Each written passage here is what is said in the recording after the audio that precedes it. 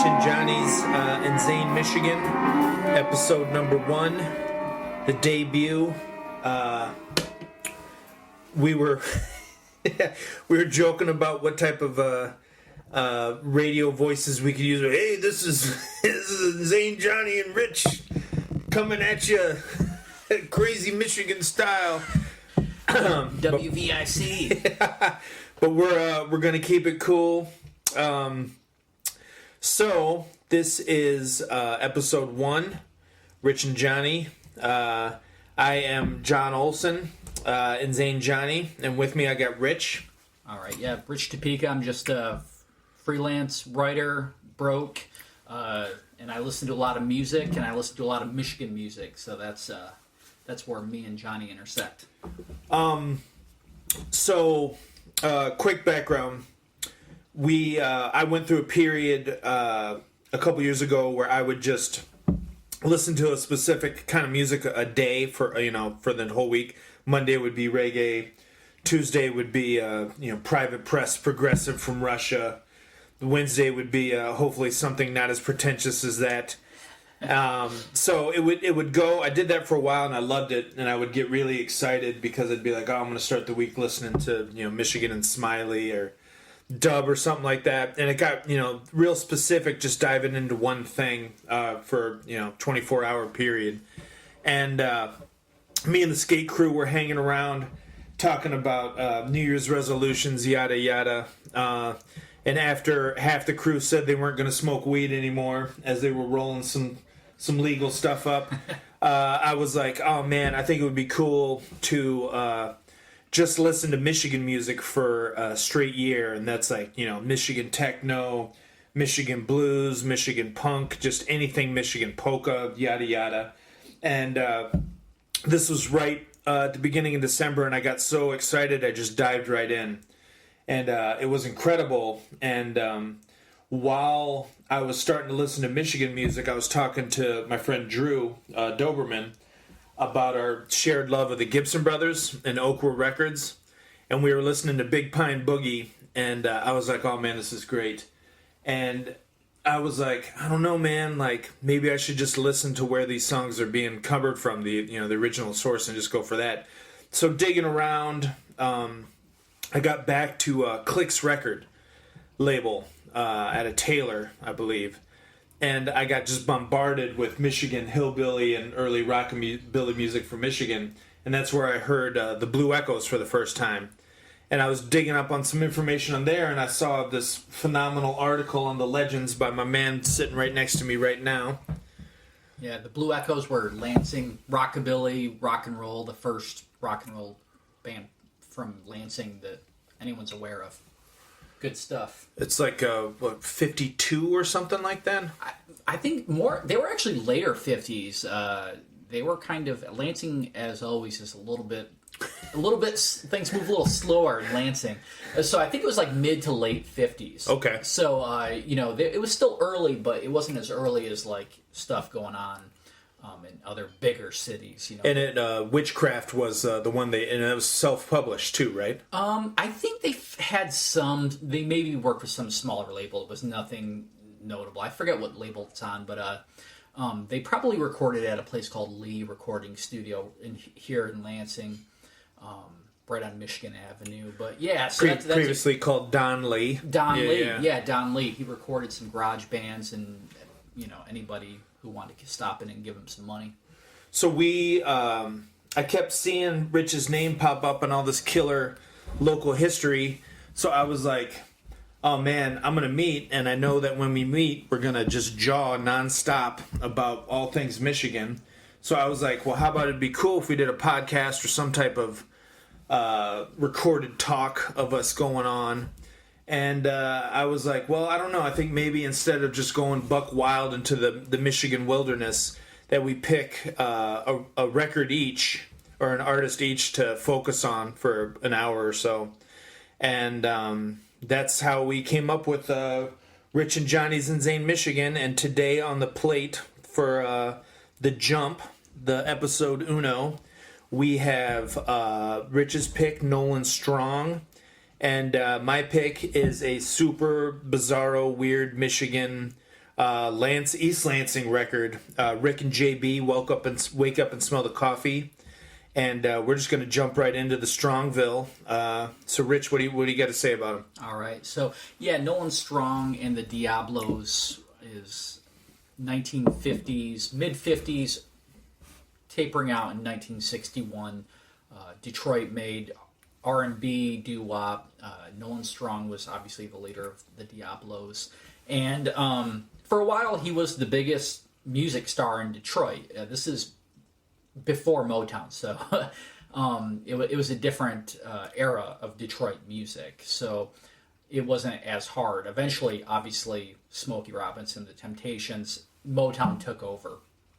But for a few years before Motown did that, Fortune Records was a big label, and Nolan Strong and the Diablos recorded there. So my pick is Nolan Strong and the Diablos Fortune of Hits collections, because that's where you want to start looking into this guy. They did 2 volumes in like 1961, and then Fortune of Hits Volume 2 came shortly after that. They basically compiled all these 45s that Nolan would pop in there and record a 45, and Fortune Records would send it out. Occasionally, they would get some boogie in some other areas, some regional hits. Fortune would buy ads in Billboard magazine promoting it. And along the way, also a young Smokey Robinson was enamored. Nolan Strong was his favorite singer, and if you listen to Nolan Strong sing his song "Adios, My Desert Love," and look up on YouTube, the Matadors, which is Smokey Robinson's first group, the first song he ever recorded was "Adios, My Desert Love," a Nolan Strong cover. So there's a direct correlation from Nolan Strong inspiring Smokey Robinson, and then Motown taking off. That sound was definitely inspired by Nolan. However, Nolan soon just kind of gave up on life and kind of succumbed to really bad substance abuse problems. Post being drafted. Right. So yeah, his first big hit in '54 was "The Wind." He became a regional star, a star in Detroit, and then '56 he went to the military. And when you're in the military, if you need to stay awake, they give you some some pills. So he became fond of speeders. And by the time he came back, he was just wheeled out on speed. He started drinking a lot. And eventually Nolan died young, and we can get into more of that later. But he kind of blew it all. He was a good-looking guy. He could sing, really well. He had this high, otherworldly kind of falsetto voice that it wouldn't seem like Nolan was a tall guy. I heard he was like 6 foot plus, but his voice was this real kind of like gentle, delicate voice. It's weird. If you're unfamiliar with it, you're unsure if it's a male or a female voice. Right. Yeah. So, and that's another thing. It's just so unique. Even Clyde McPhatter, who Nolan looked up to, Nolan doesn't sound like him. Smokey didn't sound exactly like him. Michael Jackson eventually, who was inspired by Smokey Robinson, might be even a little bit closer to Nolan. They both have really high voices. I bet if Michael would have tried to imitate Nolan, he could have done it because his voice was just that, that delicate voice. But yeah, eventually, so Nolan recorded for a while, but then things got really rough as far as drugs, alcohol, his lifestyle choices, and he just eventually quit recording and was drinking pretty much full time. So about Fortune, it started around the first records you said were almost in the 40s, or right. So Nolan popped up in 1954. However, Fortune had been in Detroit since 1946. Wow. Okay, so they started out doing these different really easy listening, the George whatever orchestra. Rock and roll didn't exist. Post late swing. Right, stuff like that. And so the owners of Fortune were Jack and Devorah Brown, a married couple. They were old even back then. I mean, these people were born in like 1890 something. They were old. However, they both loved music apparently, especially Devorah. So Devorah is behind the bigger stars of the Fortune roster, which was Nolan. She mentored him. They actually kind of did some artist development stuff with him. Other people would go in there and they'd cut a record and hasta la vista. See you later. Nolan, that was their, they babied him. They treated him like a son. Their other big stars were Nathaniel Mayer, who scored a huge hit, Village of Love. The biggest hit Fortune ever put out was the Village of Love single by Nathaniel Mayer, who I think was like 17 at the time. He got on Dick Clark, American Bandstand. That was the biggest thing that they ever did. Really just raw stuff. And eventually he started getting into some real funky James Brown-esque stuff. It's all really good. I saw Nathaniel Mayer in the early 2000s playing at the Car Wash Cafe in Detroit with Margaret Dahlrod at her. He was still going. He never stopped. Eventually his voice, as he got older, changed, but he was still a dynamic performer. And I'm sure Fortune saw, Nathaniel, his talent being a great raw singer and a great performer.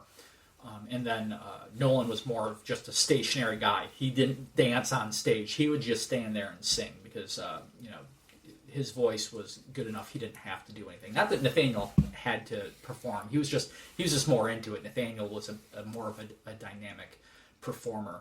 So when Jack's wife, you say, was doing A&R, or not A&R, but was helping Nolan out, was it mainly just on vocal delivery and just? I think there, to a certain degree, and she would write some of the lyrics. Like you were asking me, what's up with that mambo of love? That doesn't sound like something like a dude who just graduated high school would be writing. It sounds like something an older woman or older man would be writing back in the 50s. So, there's a few songs in the Nolan Strong discography that sound like, okay, this isn't really rock and roll.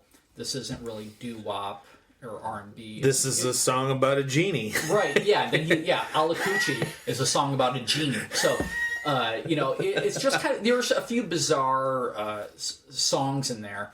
But DeVore would also help write some of the songs. But also, more in the development would be, they actually gave him money. If he sold a lot of records, I think they bought him a Cadillac one time. Right. That kind of thing. They took care of him. I'm sure Nolan was always popping in, asking to borrow money, that kind of a thing. So they took care of him in a way that they wouldn't do other people. And it was the same with Nathaniel Mayer. It was the same with Andre Williams, who was around back then. A lot of people might be familiar with Andre because both Nathaniel and Andre had a resurgence in the 2000s, 90s, 2000s. They kind of came back out of obscurity. They were missing. No one knew where they were at for a while. I mean, not that they were missing, but they just quit performing. But then, by popular demand, especially in the Detroit area, I mean, if you talk to anyone in Detroit, the people from the Gories, all those bands that wound up on Sympathy for the Record Industry, a lot of bands from Memphis, a lot of those kind of garage bands from the 90s and 2000s kind of worshipped Fortune. I think Danny Croha and all them went down there and they took bricks and stuff from the Fortune building, from the rubble, and they still have some of that stuff. I know a guy I know took the numbers off the front of the building, and then eventually the Fortune building on 3rd in Detroit was demolished. But while it was there, I mean, it looked essentially like it could have been a party store or a liquor store. It was just this big cinder block building. It's not, conducive to getting a great sound. And when you listen to anything on Fortune, the Fortune sound is that it's very diverse because there was no method to it. These people weren't recording engineers. It was Jack and Devorah, the owners, who Nolan Strong pops in and says, I want to record a song. And they say, okay, well, let's kind of guesstimate where we're putting the mics here and just kind of figure out as we go. I mean, this is the 50s. There's no recording schools. You kind of just got to read the manual and kind of figure it out. It seems like if you have a good knowledge of just electronics, right, and tubes and, the mechanisms behind recording equipment, then that you're already, Right. Eventually you kind of figure it out, and, you listen to some of these Fortune singles, and some of them sound good for being Fortune stuff. Some of them sound like the vocals are kind of blown out. It definitely sounds like you're in the room with these people. You know, when you listen to a Motown single, that sounds like something you can't recreate on stage. You know, that's studio magic. That Berry Gordy and Smokey were just like, you know, it's kind of the same thing with Phil Spector. I mean, you know, it's otherworldly. You know, like it's something where you can't recreate that on stage. That's studio magic, and there was no studio magic. The magic at Fortune is that it sounds like you're in the room. There's bum notes, you know. Like I don't think they warts took, and all. Right? They weren't doing many takes, or maybe they thought like, what the hell? It sounds good. But I heard a story one time. Dan Krohoff from the Gories and you know, the Demolition Doll Rods told me that he was talking to Andre Williams and said, "Hey, Andre, you know, I really like that you guys were back then recording those like real raw, primitive, those crude recordings." And Andre kind of looked at him like, and said something to the effect of like, "Man, we were trying to make those sound good." You know, like we weren't trying to make them sound like, we were trying to get them to sound like good for the radio. We were, It's not like they were trying to be cool and be all raw lo-fi, and stuff. Be lo-fi. They were trying to get it to sound as best as they could. But when you're working with, you know, real kind of like basic stuff and basic knowledge of engineering, that's what you get. So it's amazing. The blues stuff. You know, it sounds like you could be in a bar listening to them just jamming it out. And so how was it that Fortune was doing Nolan Strong and Rufus Hoffner at the same time? Right. Yeah. So So I mean, back then there was Nolan, which was the R&B doo-wop stuff, and then you have, you know, the other end of the spectrum is the country hillbilly stuff. So. Which was huge at the time. Right. So, Detroit back in the 50s, you had this big surge of songwriters and just everybody. A lot of people from the South were moving to Michigan because of the auto industry. Okay, and that's kind of a well-known thing. Well, the South was so convoluted with people trying to make it, you know, at the time that there was a lot of people going north to... expand, you know, to hit uncharted country territory. For sure, and probably get more work. You know, a classic example of that is a guy we were talking about the other day, Dr. Ross, our harmonica boss. He recorded stuff for Sun Records, and then eventually came up and he got a job working at the auto plant in Flint at GM, or is it Ford? I forget. But he worked at one of those, and he retired from an auto plant, and he went over to Fortune and recorded Cat Squirrel, which eventually one of Eric Clapton's shitty bands covered it. Which is just his other take on Bearcat. Right. It's good stuff, man. And I guess in this, I don't know if it's true or not, but Dr. Ross supposedly was at his house in Flint or wherever, and Eric Clapton one day in like the 70s or, you know, something like that, pulled up to Dr. Ross's house in a fog of cocaine. Right. Oh yeah, just being a complete ass. And so he pulls up to Dr. Ross's house, thinking, "Oh, hey, I'm going to come in and talk to this guy who I like." Well, apparently, Dr. Ross never got paid for the cover that they did. They changed Cat Squirrel to like Cat Squirrel. They changed a little bit. So I guess they pulled up and supposedly, you know, Dr. Ross either pulled a gun on him or threatened that he was going to, and told him, you know, he basically told Eric Clapton to beat it, which, you know, who can blame him? But yeah, so that, I mean, that's the kind of far reach that Fortune has, is like, you know, there's people like me and you who will pick up on it, but back then, somehow Eric Clapton found those singles too. So yeah, I mean, it's a raw sound that, it exists in a different world than Motown, and it was eventually put out. You know, I mean, Motown eventually put out Fortune Records out of business. I mean, you can't compete with Motown when you got Motown a few blocks away and having their own dedicated pressing plant in Owasso. Right. Yeah. So the Motown guys would just, you know, clog up American pressing plant in Owasso, and yeah, I mean, the radio stations aren't going to play this. Crude sounding stuff when you got the Supremes and all this stuff that, you know, kids across the world are going nuts for. I mean, so Motown took over, and eventually Fortune kind of fizzled out, and along with that, Nolan Strong his career and his life fizzled out along the way too. So he had two brothers in the band? He had one brother. So his brother Jimmy Strong was also an alcoholic. And he was the guitar player with the distinctive sound? The guitar player was a guy named Bob Chico Edwards, who was Nolan's best friend. So his best friend and his brother Jimmy Strong were also Diablos. There was a guy named Juan Gutierrez who was in the Diablos. He was the first bass guy. And then eventually a guy named Jay Johnson, the last living Diablo. He's still alive.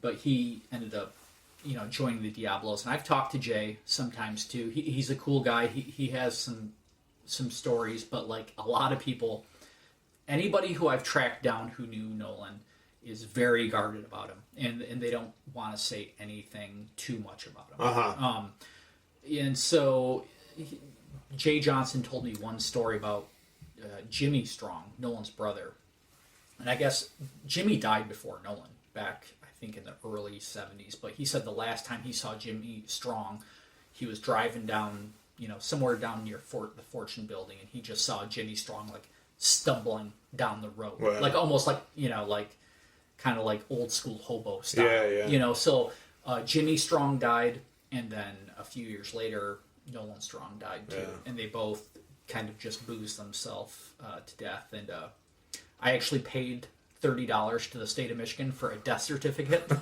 Nolan, because it wasn't out there. Oh, really? So for the long, and it's honestly, it's still not out there. It just says Nolan Strong died in 1977. So in Michigan. In Michigan, I actually I tracked down his girlfriend at the time, this woman Vivian Mims. If you're out there, Vivian, give me a call. I want to talk some more.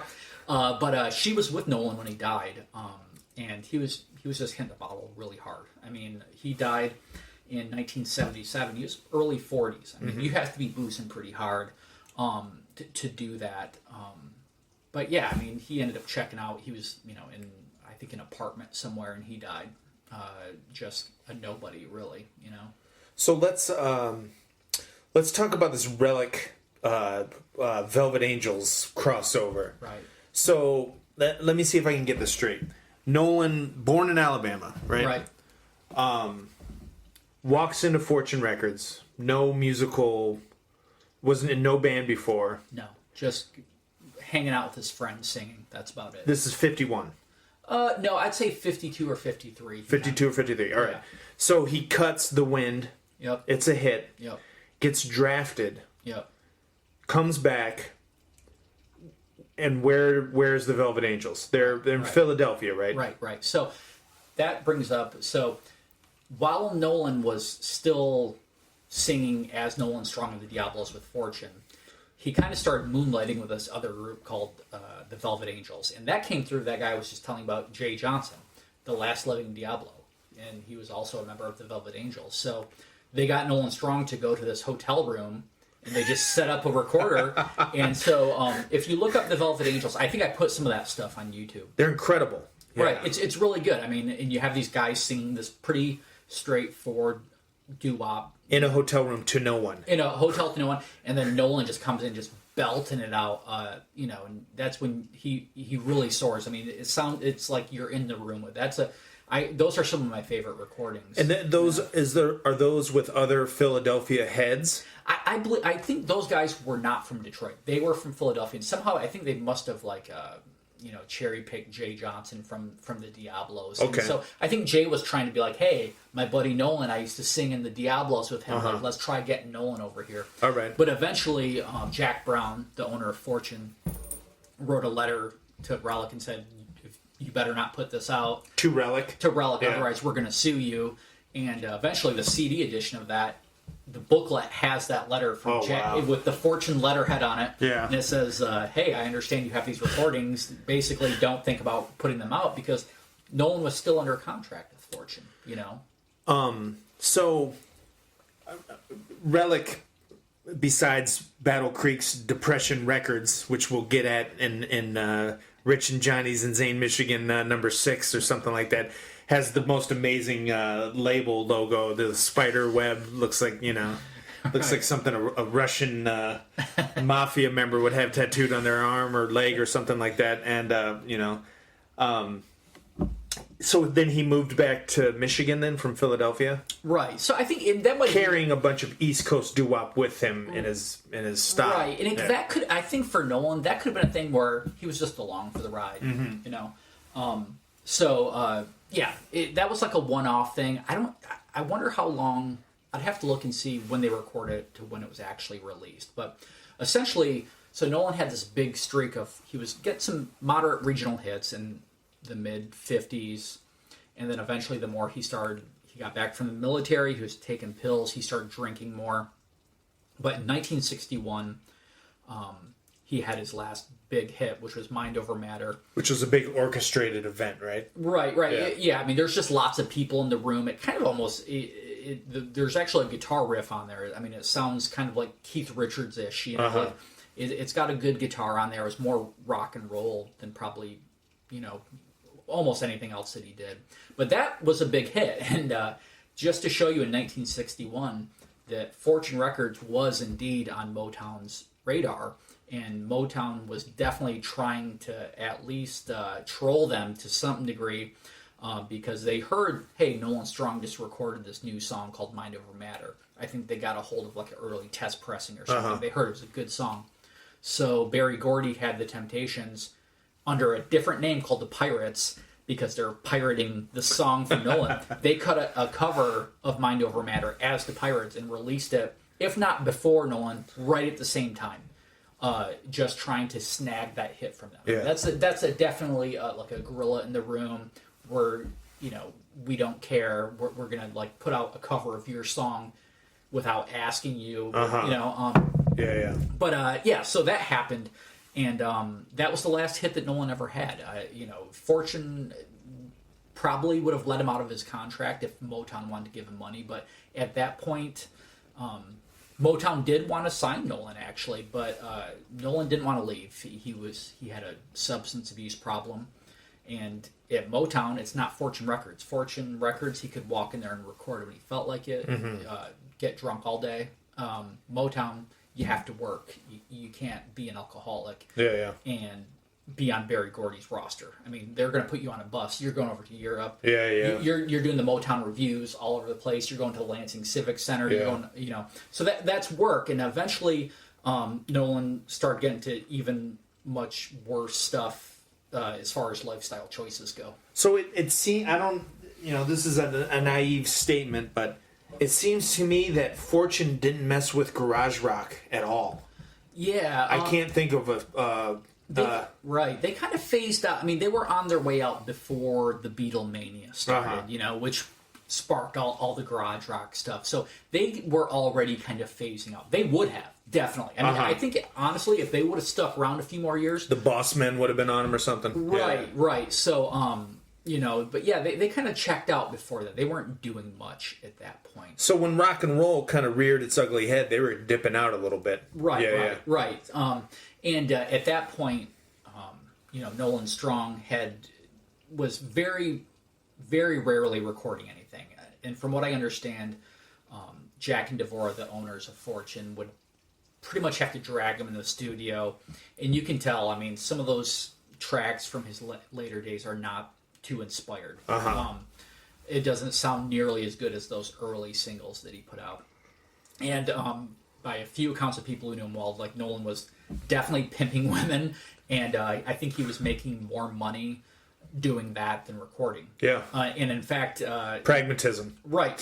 So, yeah, I mean, I talked to Sheldon Brown, the son of Jack and Devorah, who would help, you know, do some sound engineering at Fortune. You know, his parents owned the place. He was there all the time. He knew Nolan. He knew Nathaniel. He saw Nathaniel Mayer and Nolan Strong get in a fist fight in the middle of Fortune.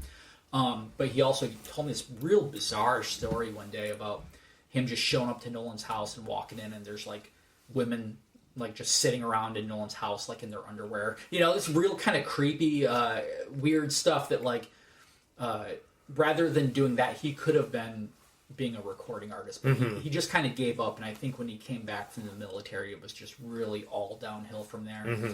And eventually he ended up dying in 1977 of cirrhosis of the liver. Wow. According to his death certificate. Yeah.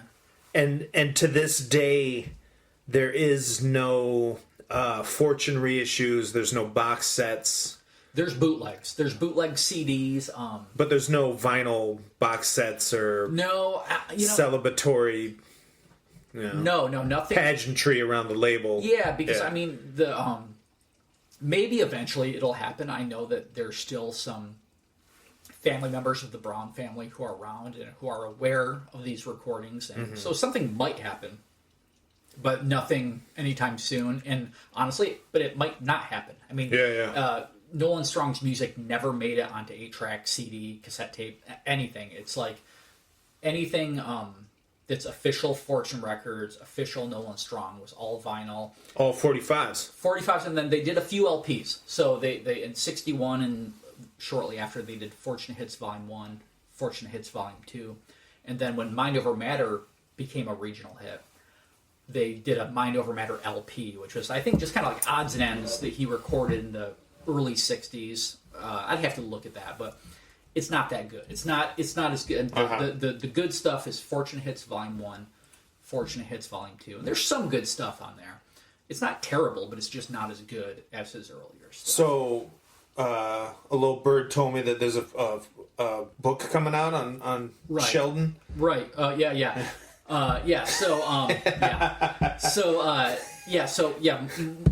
Mike Hurt actually and Billy Miller wrote a book about Fortune Records. Who used to write for the Metro Times. Right.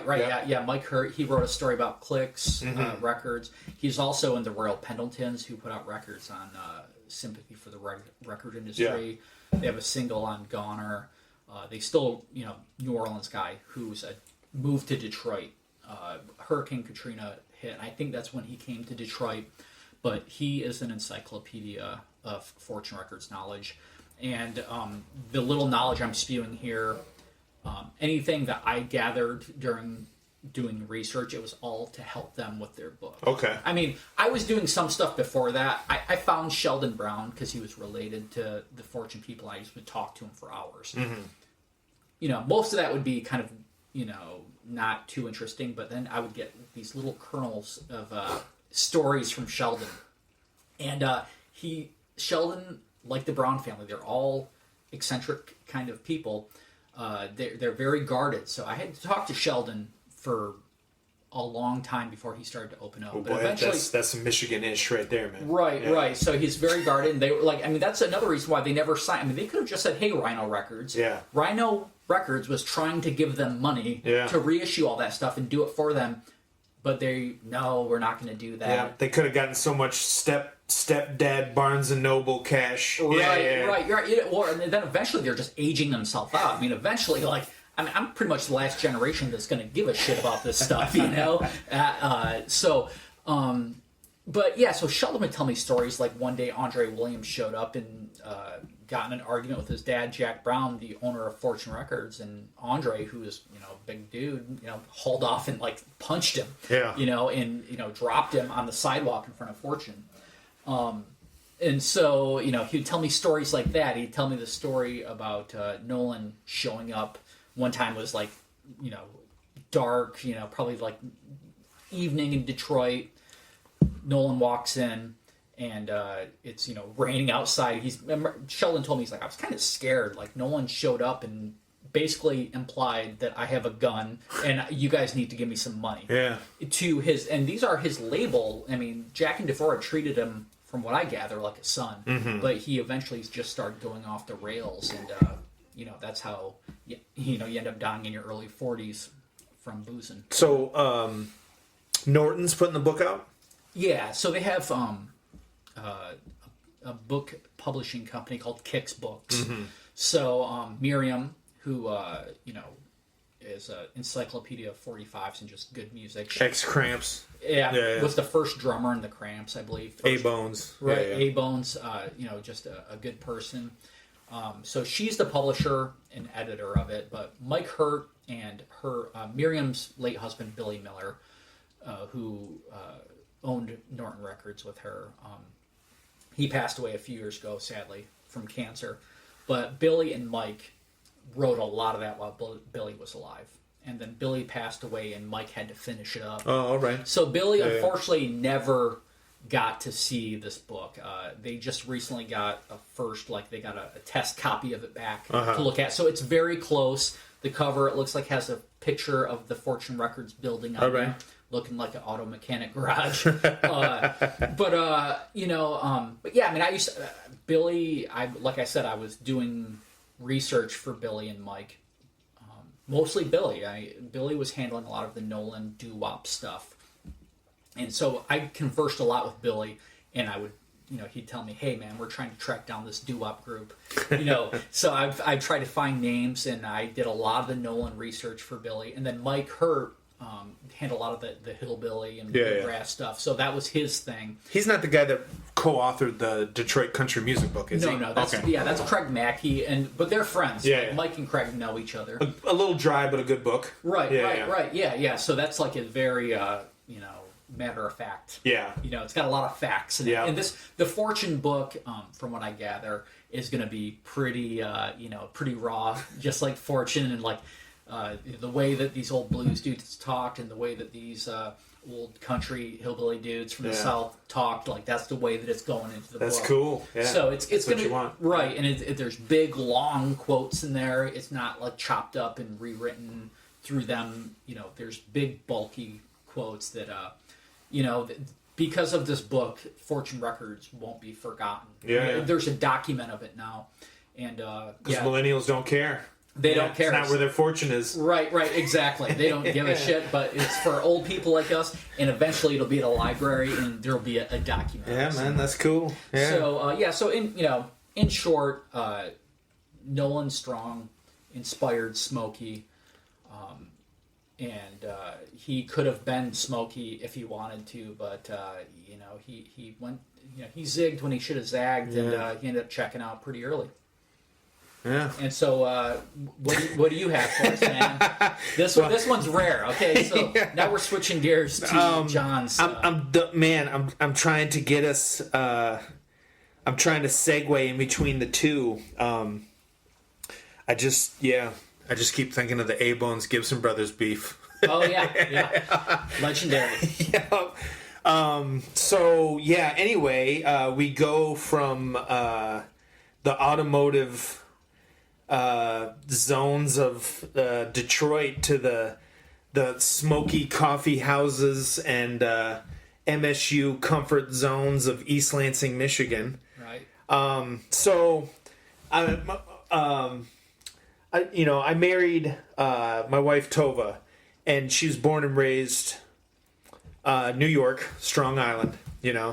So she, I love, she tells me how it is. Right. There's no, there's straight talk, So whenever I play her something, she's like, "This sucks," this whatever. This does nothing for me. This is cool, yada yada. Pizza was the hardest thing for her to get away from. We went to Marquette. She's permanently a New York pizza diva.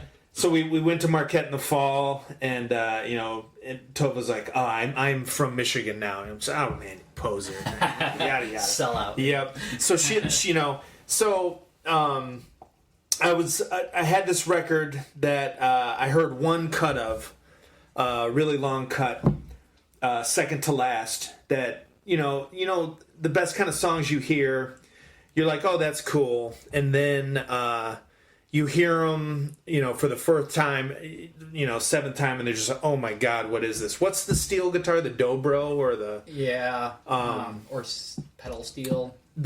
Just the big steely one. Oh the yeah, Rycooter style or whatever."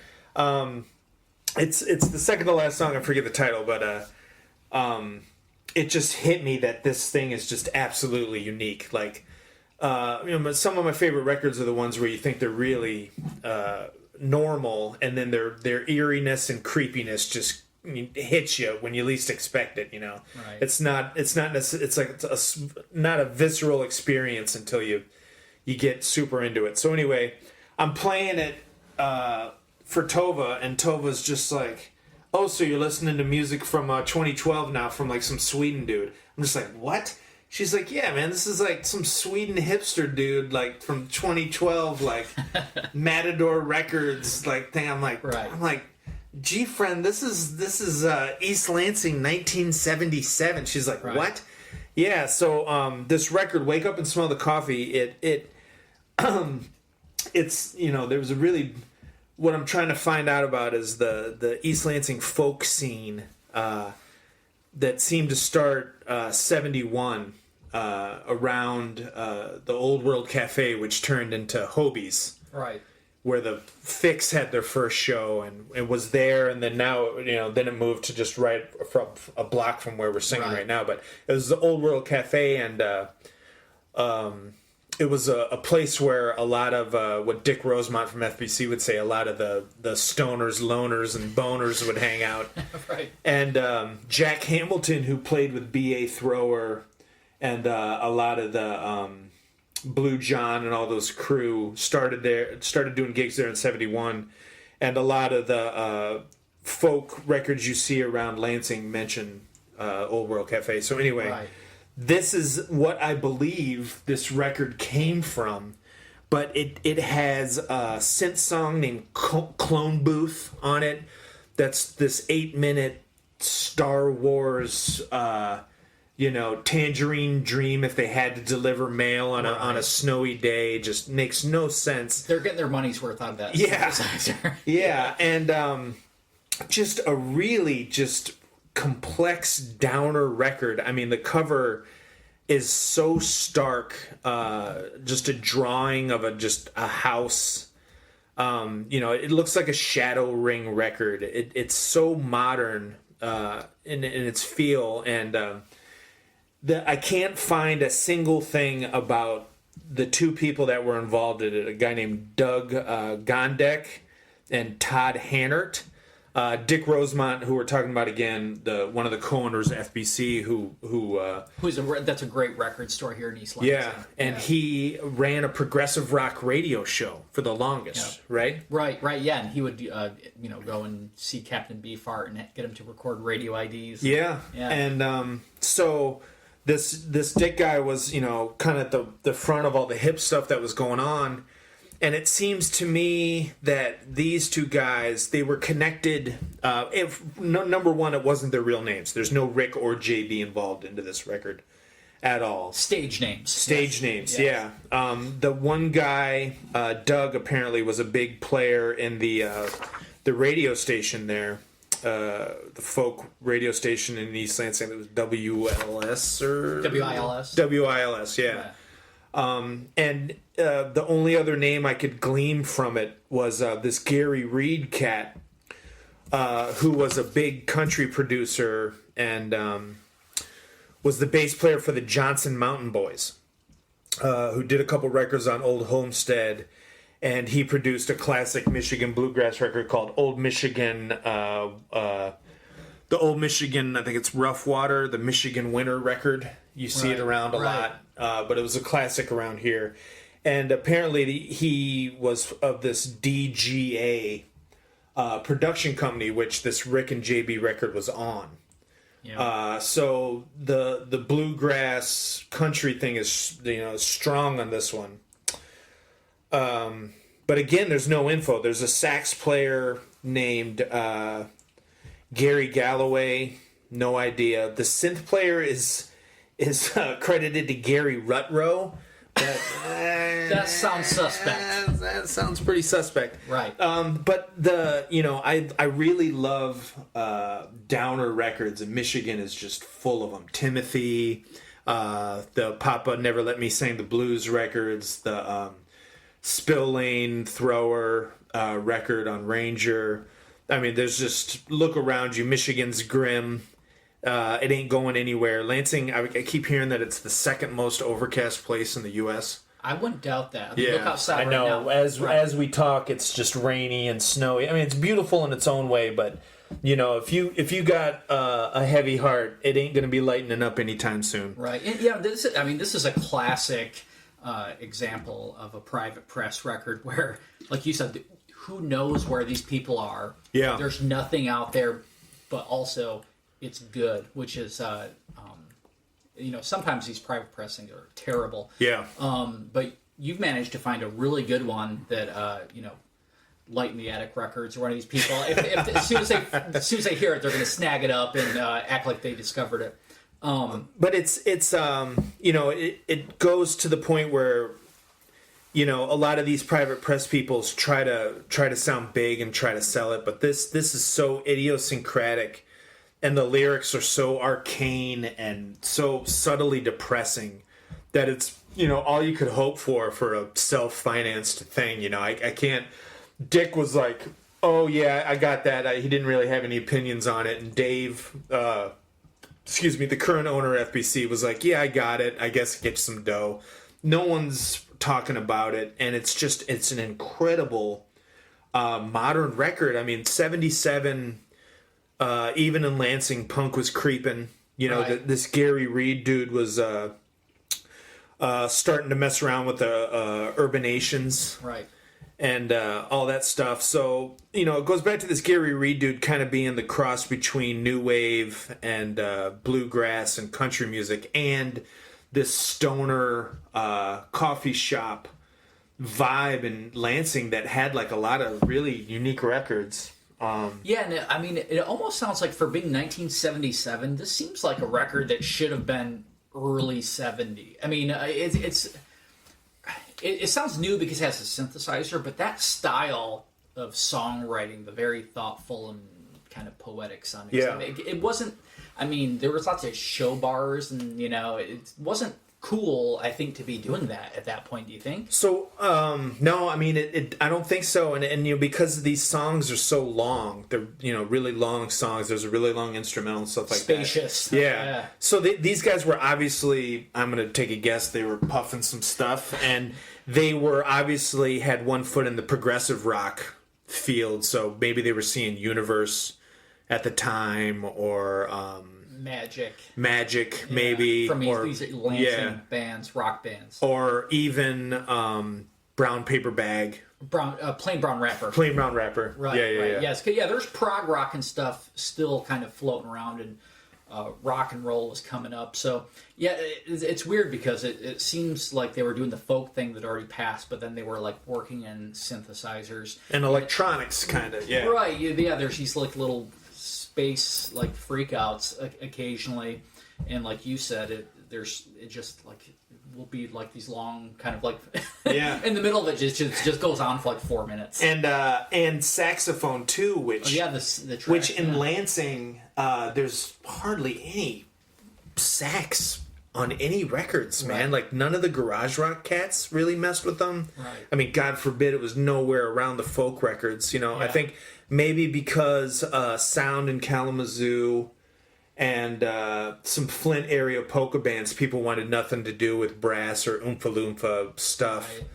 Right. So that's another nod, that the fact that they were checking out progressive rock. Yakety Yak hadn't been in many years at that point. But what was the Michigan State? Was it the Lizard? You're saying Lizards. Yeah, Lizards. Yeah, which is now actually Rick's American Cafe. Okay. Right. But the same location. Right, same location. Okay. So yeah, that's I'm sure these guys probably played there. The Woolies, famous Lansing band, would play there. Eventually, when Rick's came in there, I think Red Hot Chili Peppers and shit played there in the 80s.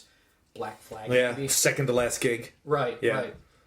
Right. But yeah, these guys, this record, it was very surprising, especially like you said, when the saxophone pops up, or the all of a sudden this trippy synthesizer comes in. It makes you go, okay, these people are definitely almost forward thinking, right? And you can hear, like, I mean, if you're into like Graham Parsons or Gene Clark or like Chris Hillman, those country rock guys, it kind of teeters back and forth between like folk and actual good country rock and songwriting. Like, you can tell these guys cared about songwriting, but also they weren't above being like, hey, we know a guy who plays saxophone, get his ass in here, Yeah, and we also, it gives a nod to Elderly Instruments, right?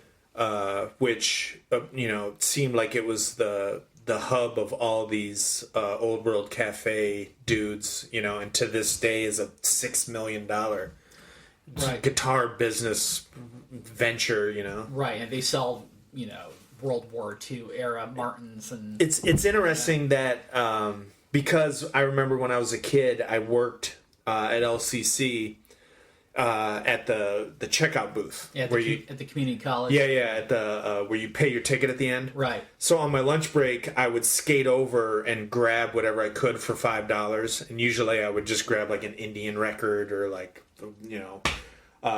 something weird. But the amount of records they had there, it surprises me that there's no record that Elderly put out themselves. Right. They didn't run a label, which is weird because they should have. Yeah, they absolutely should have. I'm sure it would have been incredible. Right. Yeah. Well, back then also there was a folk series that had just started up called the 10-Pound Fiddle, which still exists on East Lansing. I mean, they'll bring in renowned folk players from all over the world, and it might be like $20, but if you're a student, they're going to charge you $5.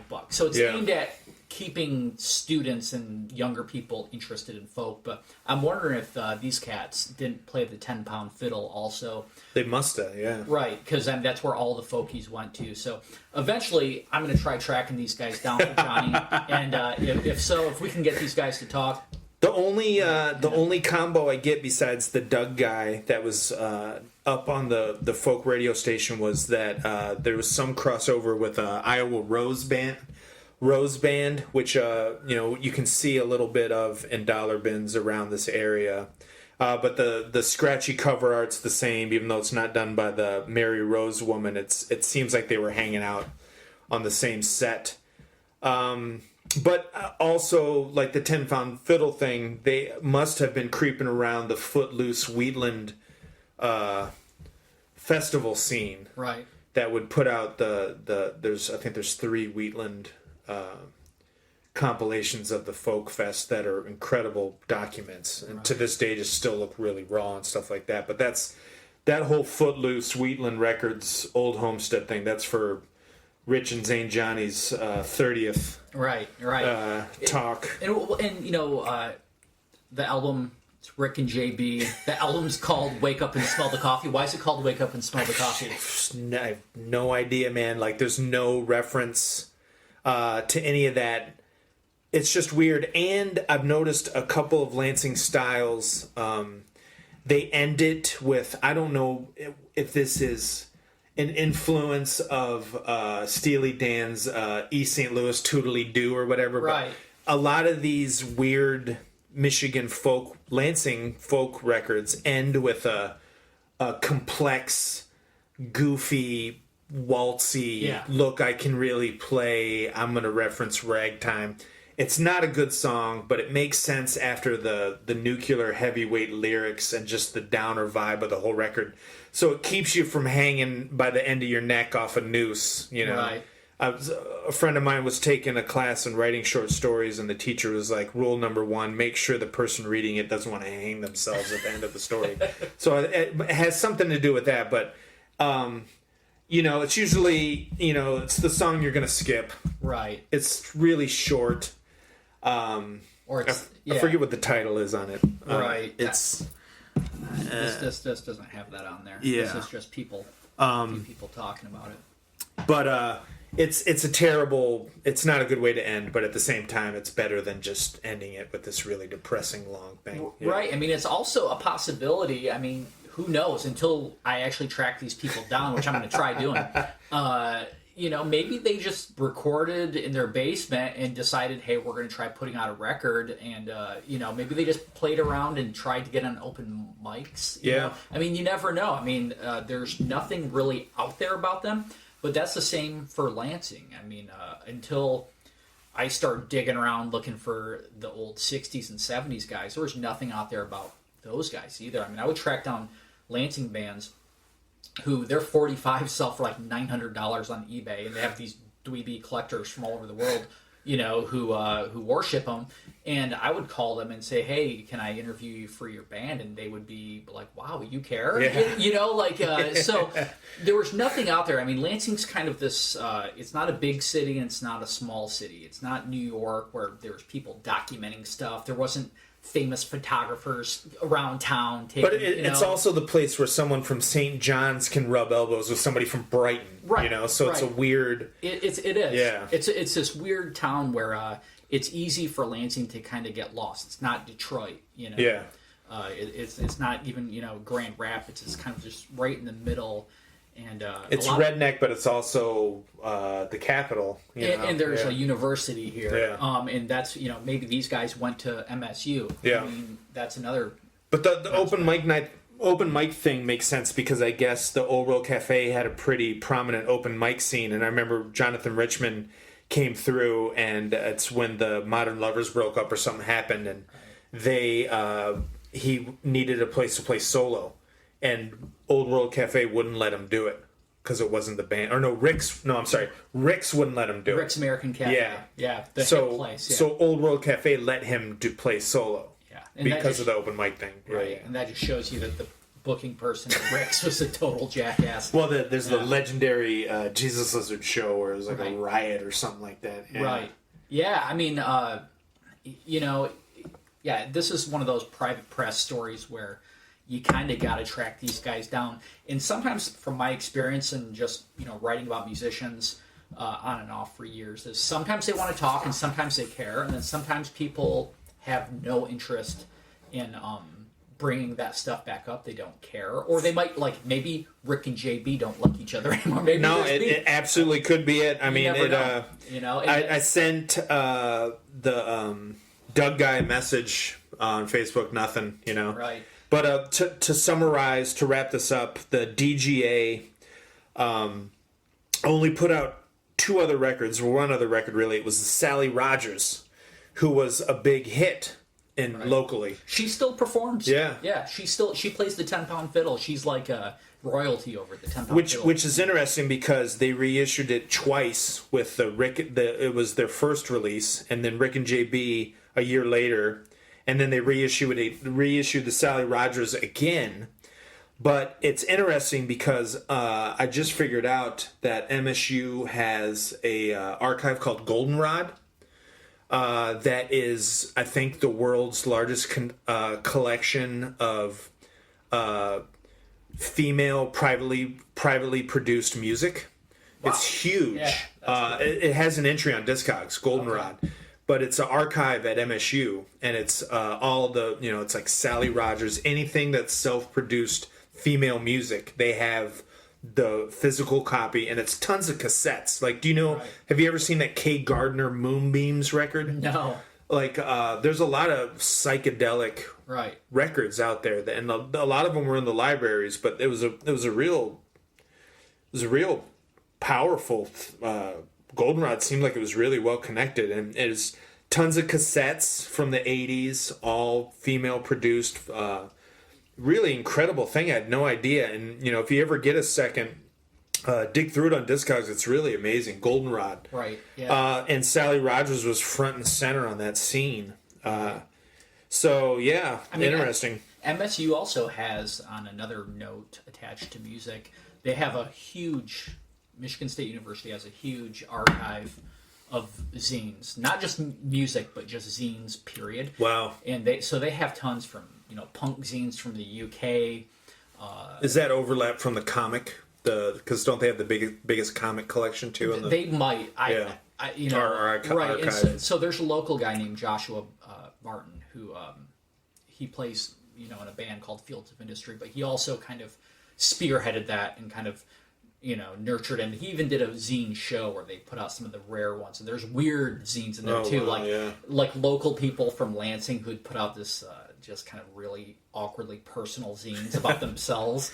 Sounds amazing. Yeah, there's lots of cool stuff. So, but yeah, that's probably if you dug through that archive of the women recordings and then the zines, that's a full day or week. So that about wraps up number one.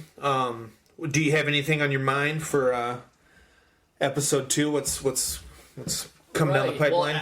Well, I have to dig deeper because you went real deep with Rick and JB. When you said Rick and JB, I thought it was gonna be 80s hip hop. It just sounded like something like that. But there's lots of 60s 45s that I could dig into. There's some 70s rock bands from Lansing. I'm going to try doing something from Lansing this time because I did Detroit, so I kind of want to move on. There's also some good bands in West Michigan. So Yeah, there's it'll probably end up being some either garage rock stuff or perhaps some psychedelic stuff. Yeah, I think I'll match you. I might do a Universe. Right. Their Lone 45 I found for free at FBC. That's the place, man. Flat black and circular. And or maybe was it the Weezems that it just Weegens, yeah. Incredible folk thing that from Battle Creek, Michigan. Insane. Yeah, so yeah, this kind of sounds like it could have been like an early like Lou Reed while he was still in a garage band. Can barely sing, but he's doing it and it sounds good. But I definitely want to do Depression Records, the Boom and the Legion of the Doom Battle Creek label. I want to do the Grand Rapids punk stuff. I forget the label that put out the Fuck Detroit, This is Grand Rapids. Right. The Positive Noise crew. Definitely want to get into like the Cybertron, Detroit techno scene and all that stuff and down the pipeline. Yeah, so my next one, all I can say is it'll probably be Lansing. That's our town. Yeah. So, and we're going to try to get some guests up on this. Yeah. Right. So, yeah, we can track down other people who have too much time on their hands, such as ourselves. Yeah. All right. Well, thanks for listening. I got to give a shout out to Rich's Big Star book that recently came out. It's incredible. Huge, what was it, like 400 pages or something like that? Yeah, so yeah, I wrote a book about Big Star, but more specifically Chris Bell, who's in Big Star, but it covers all of the Big Star stuff. So I don't know how much of the listeners care. People either love him or they hate him, or so it's usually people like him or they think they're overrated. There's really no in between, or they haven't heard of him. But it's an oral history style, and there's lots of, even if you don't like the band, I mean, it's just a good history of a band who tries to make it, but they just are doing everything wrong, and they care too much about the music and not enough about the business. And also there's lots of psychedelics and downers and any kind of drugs and alcohol you can think of intertwined, and then also religion. The drama's strong in the pages. Right. It's different from your book, which is also great. So click. We're gonna have a band or a mix of what we talked about on every show. That'll be a link in there. That'll be an hour long. The Rick and JB will be in there along with some Nolan Strong tracks. Check it out, and we'll see you soon. Thanks for listening. And keep it cool. Stay in Michigan, man.